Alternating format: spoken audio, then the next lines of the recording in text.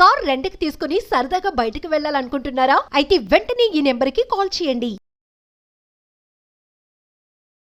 ప్రపంచ చరిత్రలోనే అతిపెద్ద గ్యాదరింగ్ మహాకుంభ్ మేళా ప్రయాగ్రాజ్లో జనవరి 13 తారీఖున మొదలవనుంది. జనవరి 13 నుంచి ఫిబ్రవరి 26 వరకు 45 రోజుల పాటు ఈ మహాకుంభ్ మేళా జరగనుంది. అతిపెద్ద గ్యాదరింగ్ అంటే ఏంటో తెలుసా? 30 కోట్ల మంది ప్రజలు దీనికి రానున్నారని అంచనా. దేశం మొత్తం మరియు విదేశాల నుంచి నలుమూలల నుంచి భక్తులు రానున్నారంట. యాక్చువల్లీ అసలు ఈ కుంభమేళాలు ఎందుకు జరుపుతారు? ఎందుకు ఇంతమంది భక్తులు వెళ్తారు? హిందూ మైథాలజీ ప్రకారం దేవతలకి రాక్షసులకి యుద్ధం అవుతుంది అనమాట. ఆ యుద్ధంలో అమృతం చిలుకుతూ ఉంటారు. ఆ టైంలో కొన్ని చుక్కలు వెళ్ళి 4 ప్రాంతాల్లో పడ్డాయంట. అదే ప్రయాగ్రాజ్, ఉజ్జయిన్, నాసిక్ మరియు హరిద్వార్. ఈ 4 ప్రాంతాల్లో కుంభమేళా టైంలో వెళ్ళి అక్కడ స్నానం ఆచరిస్తే చేసిన పాపాలు పోతాయని ఒక మైథాలజీ అన్నమాట. భక్తులు, సెయింట్స్ చాలామంది ప్రపంచవ్యాప్తంగా వస్తారు కుంభమేళాకి. ఇప్పటికే పూర్తి స్థాయిలో వీటన్నిటికీ ఏర్పాట్లు జరిగిపోయాయి. ఎంత జరిగాయంటే ఆ స్టేట్ సీఎం ఒక ప్రత్యేకమైన సిటీనే కట్టించారు అక్కడ ఉత్తరప్రదేశ్లో. అంతేకాదు prime minister, president, vice president, central ministers అందరూ దాదాపు ఈ మేళాకి అటెండ్ కానున్నారు. దీనికి సంబంధించి ఫస్ట్ టైం చాలా వరకు టెక్నాలజీ వాడి ఏఐ టెక్నాలజీ, RFID టెక్నాలజీ, ఒకటా రెండా అన్ని రకాల ఎమర్జింగ్ టెక్నాలజీస్ వాడుతున్నారు ఈ కుంభమేళాలో.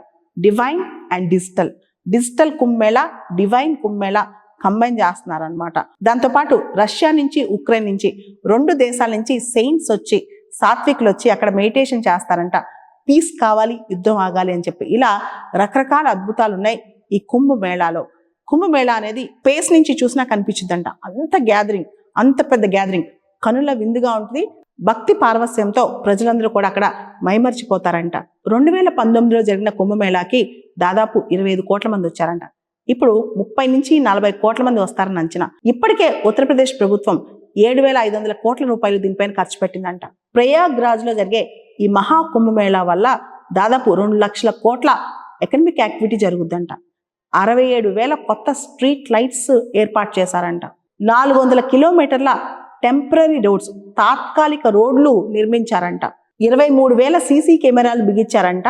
దాంతోపాటు మొదటిసారి artificial intelligence, AI based surveillance అనేది మొదటగా ప్రవేశపెట్టారంట ఈ కుంభమేళాలో. వీటన్నిటితో పాటు 1.5 లక్షల టాయిలెట్స్ నిర్మించారంట ఈ మేళా జరిగే ప్లేస్లో. అండ్ 10,000 మంది స్వీపర్స్ని అపాయింట్ చేశారంట, ఎప్పటికప్పుడు ఏరియా మొత్తం నీట్గా క్లీన్గా ఉంచేందుకు. రైల్వే మంత్రి అశ్విని వైష్ణవ్ కథనం ప్రకారం దాదాపు కుంభమేళా కోసం 13,000 ట్రైన్లు ప్రయాణం చేస్తే, ప్రత్యేకంగా భక్తుల కోసం మాత్రమే 3,000 ట్రైన్లు ప్రయాణం చేస్తాయి. అంటే కుంభమేళాకు రీచ్ అయ్యే ప్రాంతాలకి 13,000 ట్రైన్స్ ఉన్నాయి. 3,000 ట్రైన్స్ ఎక్స్క్లూజివ్ ఫర్ డివోటీస్ అంట. మహాకుంభమేళాకి చాలా చరిత్ర ఉంది. మన అసలు చరిత్ర లిఖించక ముందు కూడా కుంభమేళా జరుగుతున్నట్లు ప్రస్తావనలు ఉన్నాయన్నమాట. ఆ తర్వాత హుయన్ సాంగ్, ఎవరైతే చైనీస్ ట్రావెలర్ భారతదేశానికి వచ్చారో ఆయన దీని గురించి ప్రత్యేకంగా రాశారు. తర్వాత సౌత్ ఇండియాలో చోళాస్, విజయనగరాస్ వీళ్ళు కూడా దీన్ని సెలబ్రేట్ చేసినట్లు కథనాలు చెప్తున్నాయి అన్నమాట. మొఘల్ చక్రవర్తి అక్బర్ కూడా ఈ కుంభమేళాకి అటెండ్ అయినట్లు చరిత్ర చెప్తోంది. అంతేకాదు 1565లో ఆయన నాగసాధుస్కి ఒక గ్రాండ్ ప్రొసెషనల్ వెల్కమ్ ఇచ్చినట్టు కూడా చరిత్ర చెప్తోంది. చరిత్రలోనే ఇంత పెద్ద గ్యాదరింగ్, ఇంత పెద్ద సమ్మేళనం ఎక్కడ ఉండదంట. 2001లోనే ఐకానిక్ శాటిలైట్ ఈ ఇమేజెస్ బయట పెట్టిందనమాట, ఈ గ్యాదరింగ్. ఆ తర్వాత అందరూ విస్తుపోయారు.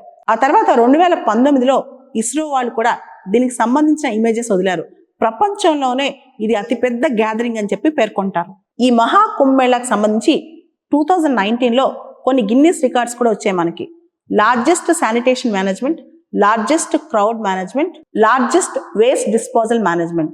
అంటే క్రౌడ్ మేనేజ్మెంట్లో మనం అతిపెద్ద క్రౌడ్ మేనేజ్మెంట్, అతిపెద్ద శానిటేషన్ శుభ్రత, తర్వాత వేస్ట్ డిస్పోజల్ ఏదైతే చెత్త ఇదంతా ఉంటుందో ఆ వేస్ట్ డిస్పోజల్ కూడా ఇది అతిపెద్ద ఈవెంట్ అని చెప్పి మన గిన్నిస్ రికార్డు కూడా వచ్చింది. 2017లో కుంభమేళాకి యునెస్కో ఇంటాంజిబుల్ హెరిటేజ్ లిస్ట్లో కూడా చోటు దొరికింది. ఇంటాంజిబుల్ హెరిటేజ్ అంటే ఏంటంటే ఏదైతే మనం కట్టడాల్లాగా అలా వస్తు రూపంలో చూపించలేమో, ఏదైతే మనం ఫీల్ అవుతామో, ఏదైతే మనం దాన్ని రియల్గా మన సెన్సెస్ ద్వారా ఫీల్ అవ్వగలమో దాన్ని ఇంటాంజిబుల్ అంటారు.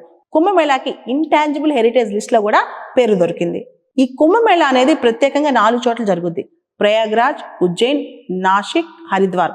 అయితే ప్రయాగ్రాజ్ లో ఉన్న అంటే అలహాబాద్ ఉన్న ప్రత్యేకత ఏంటంటే గంగా, యమున, సరస్వతి సమ్మేళనం. సరస్వతి నది మనకి కంటికి కనిపించకపోయినా అండర్లయింగ్ గా వచ్చి వీటిలో కలుస్తుంది, అండర్ కరెంట్ లాగా వచ్చి వీటికి కలుస్తుంది అని చెప్పి ఒక సెంటిమెంట్ అన్నమాట. ఈ సమ్మేళనంలో గంగా అనేది ఒక మైండ్, యమున అనేది ఒక బాడీ, సరస్వతి అనేది ఒక సోల్, ఒక ఆత్మ. అంటే బాడీ, మైండ్, సోల్ ఈ 3 సమ్మేళనంగా గుర్తిస్తారు గంగా, యమున, సరస్వతి అన్నమాట. హరిద్వార్లో అయితే గంగా నది, నాసిక్ లో అయితే గోదావరి నది, ఉజ్జయిన్ లో అయితే క్షిప్రా నది. ఈ 3 నదుల్లో అక్కడ మునిగి తేలుతారు భక్తులు. అదే ప్రయాగ్రాజ్ లో అయితే ఈ 3 నదులు గంగా, యమున, సరస్వతిలో మునుగుతారనమాట. అసలు ఎందుకు మునుగుతారు?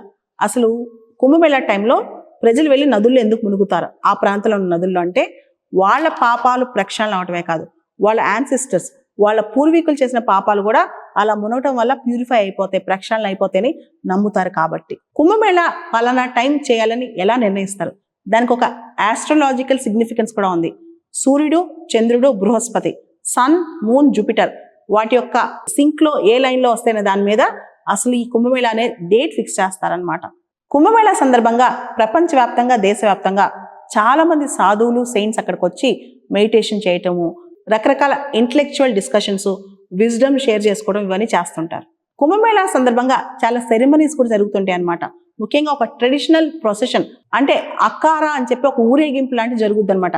అదొక ట్రెడిషనల్ ప్రొసెషన్, అదొక మొనాస్టిక్ ఆర్డర్. అంటే సాధువులంతా కూడా ఒక గుంపుగా, ఒక గ్రూప్ లాగా కదిలి ముందుకు సాగుతూ ఉంటారనమాట ఈ అకారా అనే ప్రొసెషన్ లో. ఒకవేళ కనుక ఇదే ఊరేగింపు, ఇదే ప్రొసెషన్ ఏనుగుల మీద కానీ, గుర్రాల మీద కానీ, ఇతరత్ర రథాల మీద జరిగితే దాన్ని పేష్వాయి అంటారు. నాగ సాధువులను ప్రత్యేకంగా కుంభమేళా దగ్గరికి వస్తారు. వాళ్ళు శివులు భక్తులు అన్నమాట. వాళ్ళు గంగలో మునిగితే అంటే ఆ వాటర్లో మునిగితే, నదిలో మునిగితే దానికి షహీ స్నాన్ లేదా రాయల్ బాత్ అంటారు.